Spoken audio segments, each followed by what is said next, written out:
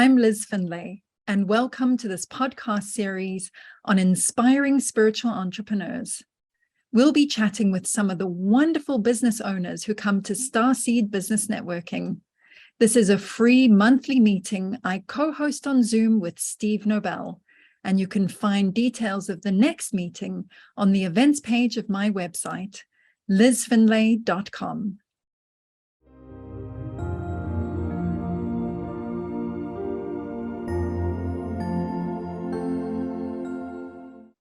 Welcome. Today we have the pleasure of chatting with the lovely Anna Robertshaw. She teaches yoga to both students and trains other teachers. She offers sound healing journeys, Reiki, ear acupuncture, and retreats. So, Anna, thank you for being with us. Hi, it's a pleasure to be here. Thank you so much. So, you did work in corporate for a time before you went on your yoga journey. So tell us a bit about that and what led you to yoga. Yeah, so it's been an interesting journey, so I'll try and condense it as much as possible. I was in the HR section in insurance for a period, and then I moved over to advertising in South Kensington in London. And it was an interesting time. I was in my sort of late teens, early 20s, and making very quick transitions during that time. I moved up to London because I stopped enjoying the commute. And I became and was generally quite ungrounded. It's taken me a long time to learn the tools to properly be in my body and to ground myself when I feel untethered. So I look back at that part of my life and think I definitely felt a little bit sort of unstable, let's say, during that time. So I was in the advertising industry. It was great fun, lots of lunches and socializing. And then I got back together with someone that I had been with for in and out of a relationship with, and we decided that we were going to, really sort of cement things. And I got very quickly pregnant with my first son. So I moved back into the city and back into insurance. So that started me then on the journey of motherhood, which was incredible. I had 3 boys under the age of 3.5. Wow. My body went through some very intense and immense changes during that time. I had my 3rd boy, George, at home with the help of an independent midwife. And she really, I think, looking back, opened my eyes to another way of doing things, being able to make informed choices for my body and informed choices for my son's body. And during that time, having 3 boys under the age of 3.5, I'd made the decision then not to return to work. It was something that the boys' dad and I discussed, but it was important that one of us was going to stay at home and be with them. So I was going to be the one to stay at home, and it was one of the most incredible experiences, and I'm so happy I had that time, but it was one of the hardest things I've ever done. And when the boys were very young, I was prescribed antidepressants. I, again, went through a period of feeling ungrounded and like I didn't know myself. My emotions were all over the place. I took a trip to Paris to see a friend, and I was drinking a lot. I was drinking a lot of wine at that point. I was literally just overcome with all sorts of anxiety, fears, and I was prescribed antidepressants by my doctor at the time, and I took one, and I remember being outside in the garden of our family home at the time with all 3 of my children, and almost it was like looking at them through a lens, through a screen. And I decided at that point that route wasn't for me. So I didn't take any more of the pills, and I then embarked my journey with homeopathy. So I was seeing a homeopath regularly for about 18 months. And it was one of the most incredible experiences as I started to kind of piece back together who I really was, like my true essence, having felt very lost for quite a long time. And then I started my journey with yoga. So I was introduced to yoga through a friend of mine, and it was one of the most incredible things that I have ever done in terms of physicality, but also then all the other wonderful tools that it gave me, breathing, connecting, more of an awareness of my body, my energy centers. And it was the first thing that I've ever tried that I thought, I'm really going to commit to this. And it wasn't long after I'd started practicing that I knew that I wanted to teach. So then came the very tricky part of any yoga student's journey of trying to find a teacher training program. So here I am, sort of more than 10 years later down the line, running my own teacher trainings. And back then, when I made the decision to train to become a teacher, and I don't really call myself a teacher because it sounds a bit classroomy, right? Like I only teach adults, I don't teach children. But I remember thinking at the time, if I can just bring to one person what yoga brought to me, then I'll be happy. And I'm happy to say that maybe it's a couple more than one person that I've managed to assist along the way. Oh, that's fabulous. And you actually even had your own yoga studio at a time. I did, yeah. In fact, I've had two. So I had a yoga studio with my then became second husband, who was in the yoga industry for many years. He was 19 years older than me. And it was not long after I had graduated from my teacher training that we opened up the space together. And I remember thinking at the time, well, it's okay because he's got more experience than me. And if people don't want to come to see me, then, we'll see how it goes. And maybe I'll just go and do something else. Like, I'll do the admin or, do HR again or something. And it actually turned out that my classes were a little bit more popular than his. So, Oh, I love that.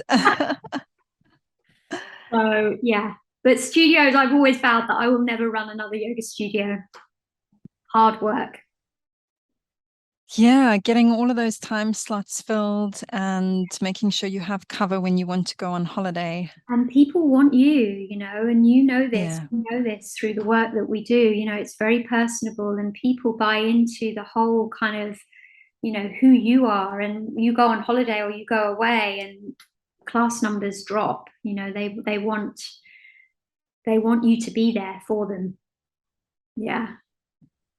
Because it's so unique and individual. And I think that's what a lot of people need within their businesses is, like there are so many Reiki practitioners out there. You and I are both Reiki practitioners, Yes. but we make ourselves stand out, like on social media, our websites, with our uniqueness. Yeah. And I think that's so important. It's finding your truth. And in this world of whatever you want to call it or label it, whether that's spirituality or healing or energy work, that really, as long as you're true to who you are, there's no way of how that looks. It's different for each of us. And I think that's something that's really important to me, is to be really authentic with that. Yes. And there are enough clients out there for everyone. Oh, 100%. Yeah. And we're not meant to get all of them. That would be impossible. And I love that element of sharing as well. I think when you're really comfortable with what you're offering, you can easily say to people, hey, go check Liz Findlay out, her offering's fantastic. This is what, and then there's just this lovely feeling of humbleness and, generosity in that. I think that's important. Heart-centered. Yeah. Yeah. I mean, I've shared about your sound journeys on my Instagram. Those are fabulous. So yeah. And for the viewers, we actually had Anna come and do a sound journey at our Brighton workshop. and she had to contend with hot stuff being played in the room next door. She did a fabulous job. It was a brilliant exercise for all of us to really stay focused and, you know, use mindfulness to just focus on Anna's sound bowls rather than hot stuff. And we found out afterwards it was a wake. That's how I want to go one day, hot stuff being played. Amazing. Wasn't that incredible? And it definitely taught me the skill of being able to hold space no matter what's going on around you. And I'm always saying this to people that come to me. It's like so easy to master these tools that we're offering to people when you're away on a retreat. So if you're, you know, wherever you might be in the sunshine and in surroundings and you're out of your everyday life, you know, away from the kids or husband, partner, wife, whatever.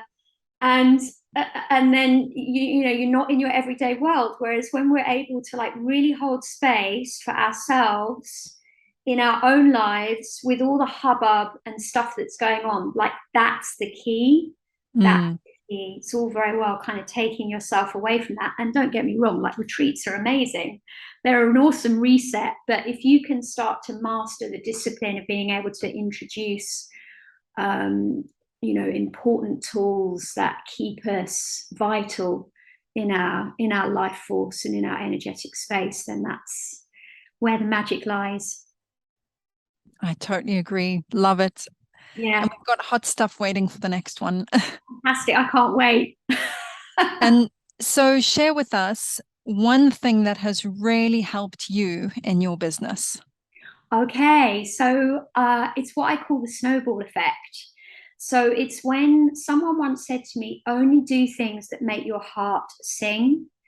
And it's going back to what we were just talking about, like really living your truth.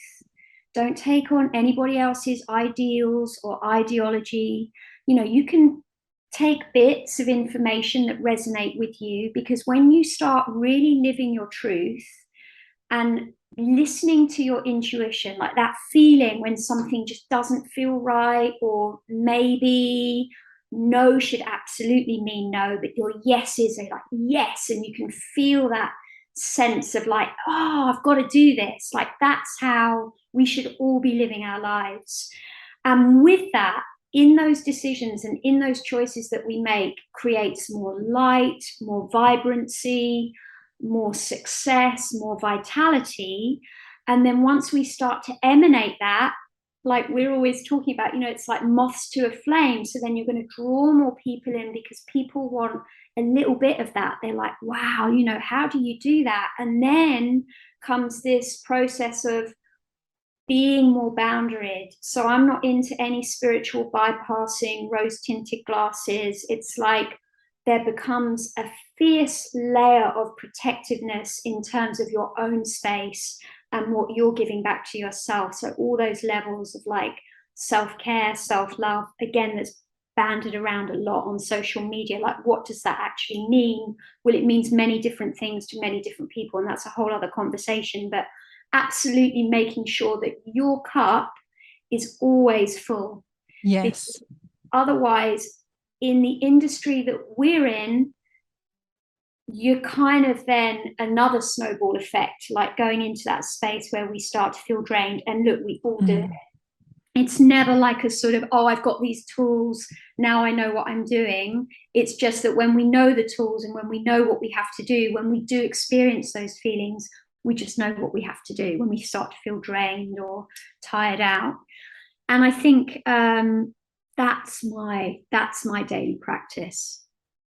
That's brilliant. Thank you so much for sharing that. And I do love it. And I love being self-employed, that if I need to rest, I will rest. 100. You just have to. Now. Yeah, absolutely. Otherwise, you're being like, we're in the creation of making our dreams come true. Otherwise, potentially, we're being paid to make other people's dreams come true. And that's, you know, having the ability to be able to, like you say, just take a step back and say, do you know what? I need this time. I need to be able to sleep today. Yes. It's important. Yeah. Thank you so much for sharing that with us. So if you'd like to connect with Anna, do go check out her website. It's annarobertshaw.com. So thank you for being with us, Anna. Oh, thanks, Liz. So lovely to see you, and thanks for inviting me on. It's been really good fun. Such And a pleasure. definitely a yes for me. Definitely a yes. Well, Yeah. thanks, everyone. Bye.